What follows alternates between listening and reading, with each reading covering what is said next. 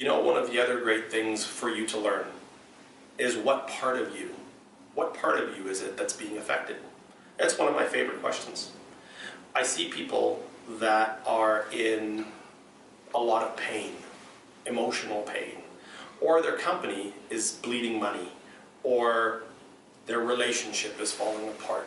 And I ask them one question, well, what part of that is affecting you? And they go, what? I go, yeah, you know, if I see somebody that's really angry, I go, so what are you getting out of this right now? And they kind of look at me, scratch their head, going, well, nothing. And I go, well, you must be getting something. You've got to be getting something, right? That icky feeling you feel, or that situation that you're in, there has to be something that you like about it. And the reason I say that is because if you truly didn't, you wouldn't do that. You just wouldn't do that, right? You would go, well, you know, I really don't, like, I don't want to feel that feeling. And you wouldn't. You'd figure out a way not to. But instead, it gives you something.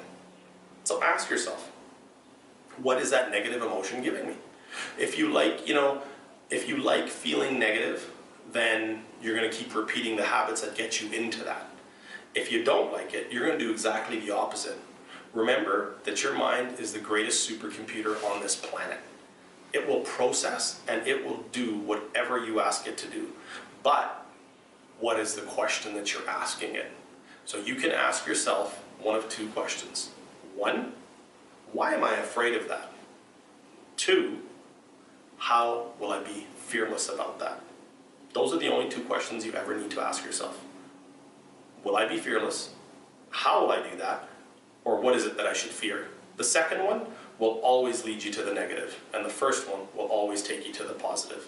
Right? You can practice that on the simplest of things. You can practice that on eating foods you may not like to eat. I'm not saying you should. I think you can practice it though, especially if you have a strange fear of them. You can still dislike a food. That's okay. Or by having a conversation that you've been avoiding. What are you afraid of that? Just go have the conversation. Have it at a peripheral level before you get to a deep level. But make that move towards the thing that you fear. See, fear is a really interesting thing because it's a ghost. It's a specter.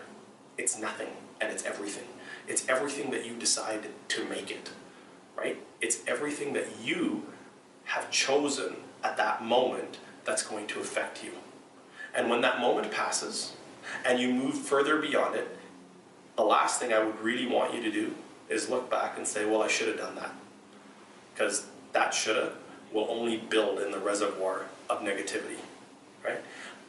That reservoir is either positive or negative in every moment of every day. And the funny part about it is, it's a choice.